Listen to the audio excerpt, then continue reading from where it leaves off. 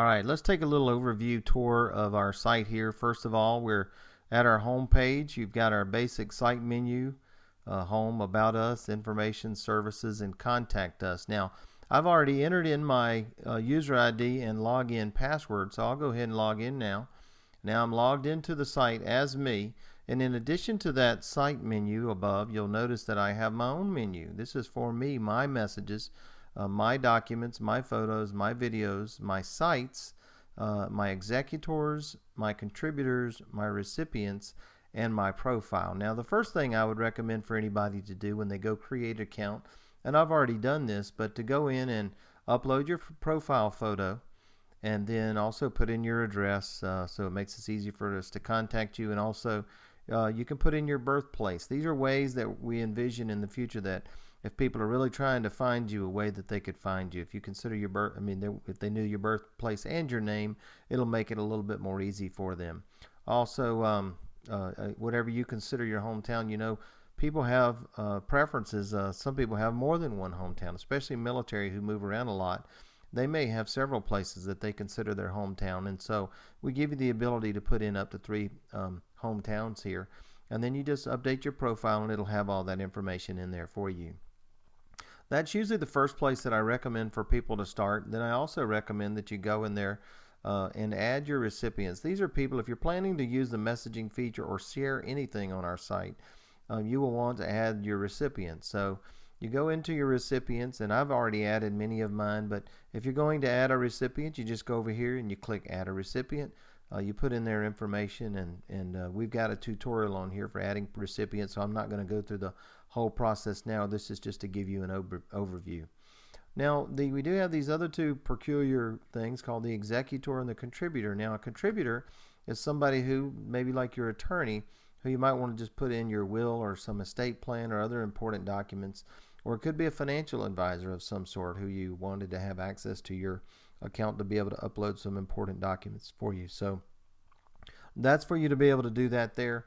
And an executor is, if you're not familiar with what the word executor means, that's someone who sort of settles your estate after you pass away. That's who you appoint to do that. Or in our instance, it's someone you appoint who can also access your estate and manage this account in the event you're incapacitated. So in my situation, of course, I have my wife in there.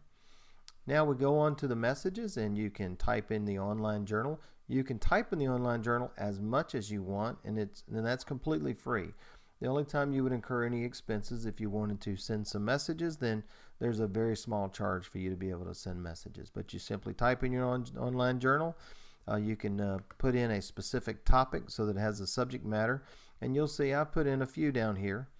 Test messages, so this is my entry journal here where I have done previous journal entries. Now once I have a journal entry done, I can click it and open it up, and then it'll also give me the ability to select recipients if I wanted to share that journal entry as a message. I can envision if my journal entry was maybe my last message that I wanted to send to people, or even a farewell message. Maybe I'd want it read at my funeral. I'd want to share that with a few people, and then they could have that available for them to read at my funeral, for example. Then on the documents, you can simply add a document here by clicking add a file. We've got one document here. It's just an old newspaper article about the high school football team. We can also add photos here. I've got a picture of Granny and Pawpaw that I've already added to the account. All of our files are encrypted, whether they're the document, photo, video, etc. Everything is encrypted for safe storage. If I wanted to add a file, I would do that here. Just click add a file, and it'll let you upload a photo.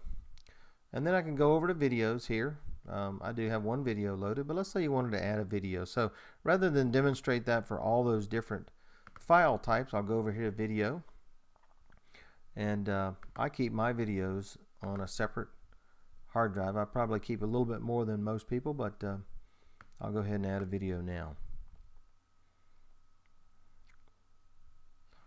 Here's one called You Make the Call, and I'm going to put in a description for it. You make the call. So a controversial baseball call. We definitely want to archive those for future reference to show why we should have won the game. And this is a fairly small, by video standards, this is a tiny little file.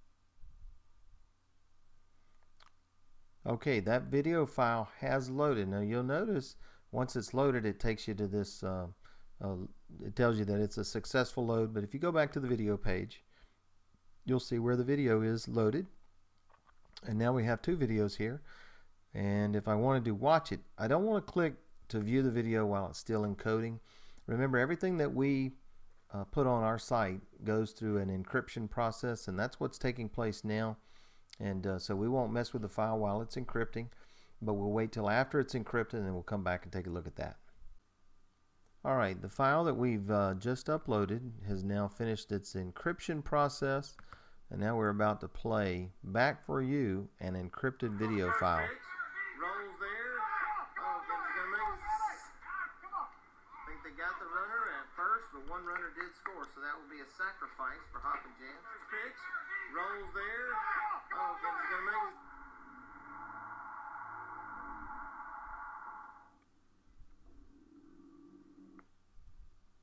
it. All right, clearly that kid was safe, and so that basically has been preserved now for eternity. All right, under my sites, our current focus is going to be living legacy sites, and but long term we envision that you're going to be able to have care sites, share sites, and living legacy sites.